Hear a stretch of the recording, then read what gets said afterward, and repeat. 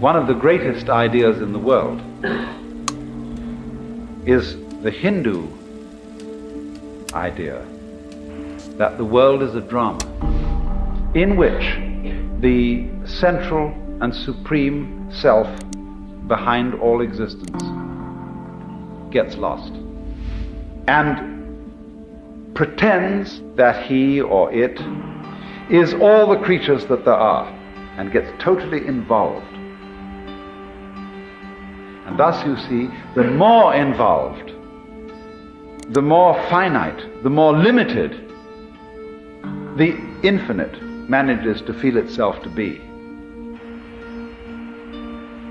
The greater the artistry, the greater the depth of the illusion which is created. For you see, all art is in a way illusion.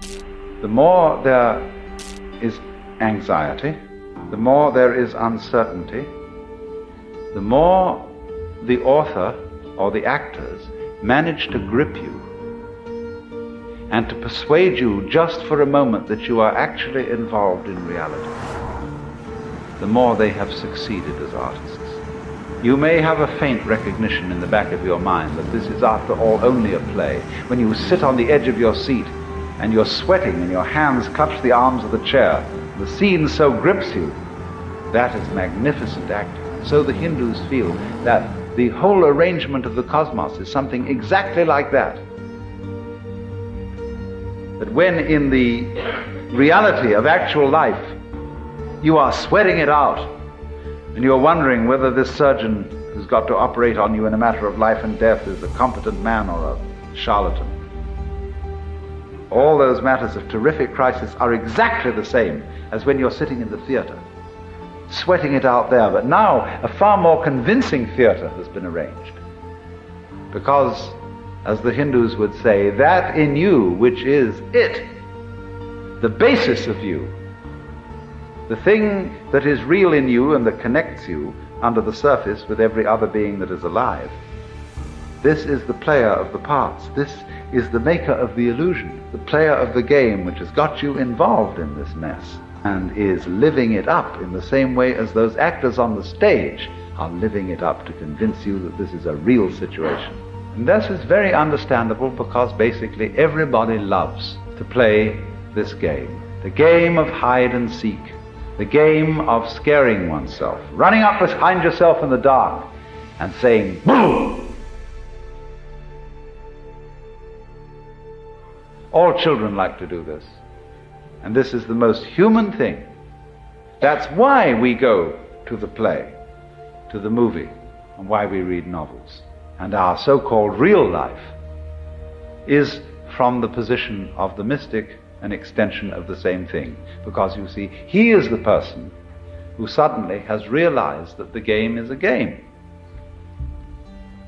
You see, if the game is hide and seek, or if the game is lost and found, everything to do with the hide side, or the lost side, is connected with where we as individuals feel lonely, impotent, put down, all the negative side of existence.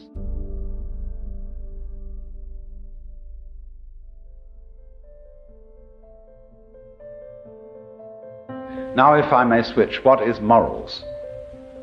In the sense in which I am using the term morality, or morals, it's a set of rules, analogous to the rules of language. Now, it's perfectly obvious, isn't it, that we can talk to each other in English only if there is mutual agreement among ourselves as to how to use the language. We don't have too much trouble in coming to this agreement about language. Just as we have to agree in order to communicate about language, we have to agree about, say, the rules of driving on the highway, the rules of doing business, the rules of doing banking. And these are actually rules of the same kind as the rules of grammar. But alas, this is not very often recognized, because authority, the sanctions, the power behind these rules is different from the authority behind grammar. If you transgress the rules of grammar, people will shrug their shoulders and say, well, he doesn't make sense. They won't summon the police. But if you transgress the rules of driving on the highway, or the rules of finances, someone is likely to summon the police. And so one sees the authority of the state as standing behind those rules.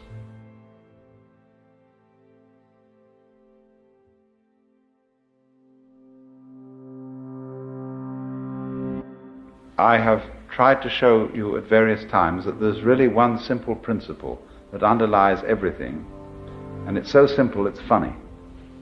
The principle is, all insides have outsides. Because you see, you don't know that the inside is inside unless there's an outside, and you don't know that the outside is outside unless there's an inside. Okay, then you, as you ordinarily feel yourself, are the inside. You are the animate, sensitive being inside the skin. But the inside of the skin goes with the outside of the skin. If there weren't the outside of the skin, there wouldn't be no inside. And the outside of the skin is the whole darn cosmos. Galaxy beyond galaxy and everything, you see? And that goes with the outside, in the same way that front goes with back. So that if you wake up and understand that, you find that the two are one and the same identity, one and the same self, one and the same life. The stars above us, the galaxies, they're not making sense. See? They're making a colossal display of fireworks in the sky. In other words, the intensely serious preoccupations and anxieties of mankind appear from this standpoint. Not to be foolishness, but to be a kind of marvel. There isn't any problem at all.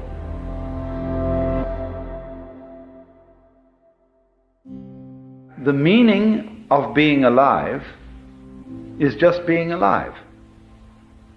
That is to say, I look at the color of your hair and the shape of your eyebrow,